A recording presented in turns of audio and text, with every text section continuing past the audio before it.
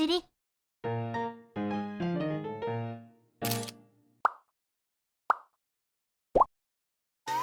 こんにちは、春日部つむぎです。今日は2025年9月寿屋から発売されたグルガーだよ。寿屋の美少女プラモデルシリーズフレームアームズガールからフィギュア化されたよ。正直なところプラモデルとフィギュアの購入層って違うと思ってるからどうなんだろうね。一応この後も出るみたいだし、まあ自社のコンテンツだからダメージコントロールもしやすいんだろうね。初お披露目は確か寿屋主催の展示イベントだったんだけど、あまりのインパクトに行く予定はなかったのに行っちゃったね。何のインパクトだったかってのは語らなくてもわかるよね。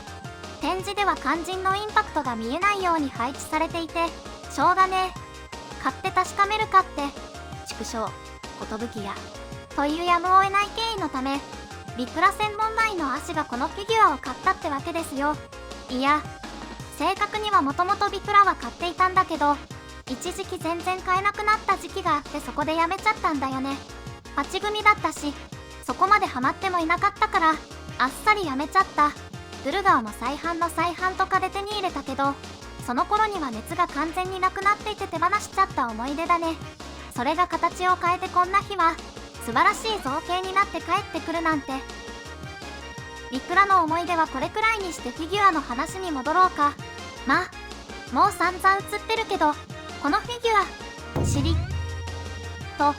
言いたいところなんだけど他もかなり作り込まれていて寿屋のレベルが上がっていることを感じられるね。一昔前は寿屋って言語化しづらいんだけど寿屋だなって感じの造形塗装だったんだよね。特に肌の感じが塗装しましたって印象が強かったんだけどかなり自然な塗装になっていて素晴らしいね。まあその分なのかわからないけど値段も上がってるんだけどね。まずは上から紙のロール感は難しいのかちょっと微妙だけどそれ以外の紙の造形はかなりいい感じだね。つるっとしておらず長い紙がちゃんと表現されてていいと思うよ。ロングフェアの毛量の多さが見て取れるいい造形だね。衣装やリボンのフリルなんかもちゃんとしていて今の造形基準を十分満たしているかなって個人的印象。衣装ほとんどないけどもともとプラモデルの時からすごい露出で話題になってたよね。いろいろ考えて喋ってるんだけど全部尻に思考を持っていかれて何言えばいいのか。まあとにかく尻以外の造形もちゃんとしていて見どころが多いね。欲を言えば槍を取り外せるようにしてくれると嬉しかったなって思いはあるね。白い手袋に色移りしそうだけどちょっと外して眺めたかったなって思うよ。なかなかいい景色が広がってそうなんだよね。槍があるからこそって意見もあるかもだけどやっぱりない世界線も見たかった。そんな感じで上側はこのくらいで次は下側。かなりあっさりして装飾はないけど細かく作られているよ。破れた感じや膝あたりでシワになってる感じや膝裏の造形もちゃんとしてるね。破れている感じは少しあっさりしすぎていてもうちょっと破れてるよって感じにしてくれた方が分かりやすくていいかな。特に右足の破れている感じはスパッと切れすぎていて不自然だね。ここはもう少し工夫してくれると嬉しかったかな。昨今のムチムチブームのせいでこういった破れたところもお肉がムニッとしてるのが多いけどグルガーに関してはそういった造形はないね。これは個人の好みの問題だから良し悪しを断言はできないけどそういった造形に見慣れてしまったせいで少し寂しい印象になっちゃうね。まあムチムチ造形じゃないしこれが自然な感じなんだろうけど時勢が悪かったということで目を引くのがやっぱり尻。展示会では直接眺められなかったけど公式サンプル写真はしっかり公開されていてそれがあまりにも良すぎたんだよね。製品になってもその魅力はしっかり作り込まれていて感謝。思わずすっと指を。多分寿屋も力を入れただろうから一番重要なポイントでがっかり造形になってると株価暴落させたくなっちゃう。ニュースで造形のせいで株価暴落なんて見出し見てみたい気はするけど地味だけどボディライン特にお腹周りもかなりいい感じだよ。骨格の感じ柔らかさそうなお腹スラッと伸びた綺麗なボディ見づらく地味ではあるもののこちらもかなり気に入ったよ。あと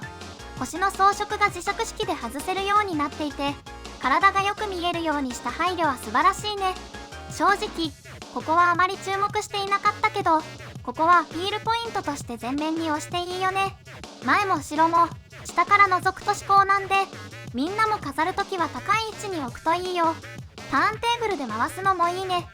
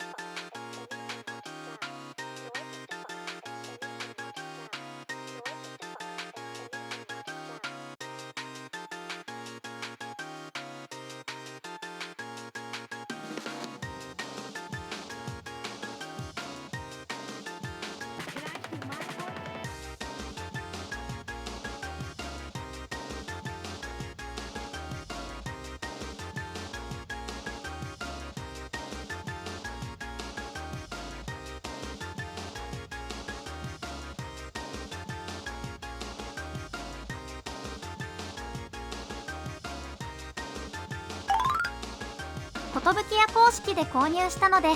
表情差し替えパーツがついてたよ。これは通常版表情で、寿屋限定版は笑顔パーツだね。笑顔パーツはまあいいかなって思ったんだけど、やっぱりちょっと欲しくなっちゃってね。ポイントも溜まってたし、この辺りで使っておくかってね。限定商法はちょっと思うところがあるんだけど、各社生き残りをかけてるからなかなか難しい問題だね。特に限定版の方がいい表情ってこともあると辛い。そしてこれが笑顔パーツ。甲をつけがたいね。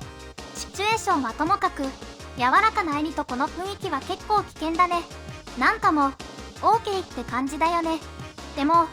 少し口の塗り分けがシンプルでパッと見で分かりづらいのはあるかな。少しプルッとした塗装にするか工夫があると嬉しかったかな。おまけとはいえ一般流通のように割引がないんだから、あと少し力を入れてくれればもっと良くなってたと思う。といった感じで寿屋のドゥルガーでした。プラモデルがまさかのフィギュア化という新しい試みだったけど、元のデザインがいいわけだし、フィギュアになってもよかったよね。お値段は跳ね上がる分、プラモデル特有の成型色じゃないから技術がなくてもいいのは助かる。跳ね上がりすぎ。この後もシリーズとして出るみたいだから、プラモデルでファンの人は情報を追ってみてね。ちなみにアーシは現時点で発表されている他の子は買う予定ないよ。魔楽器も気になっているけどドゥルガーほど惹かれなかったから。それじゃあ今回の動画はここまで。ご視聴ありがとうございました。また次も気が向いたら動画作ろうと思うので、よかったら見に来てください。あ、よかったら高評価やチャンネル登録とかしてくれると嬉しいかな。写真はファンティアにまとめていて、ファンティアのアカウントがあれば誰でも見れるから、そちらもよければ概要欄のリンクから行ってみてね。それじゃあ機会があればまた別の動画で会おうね。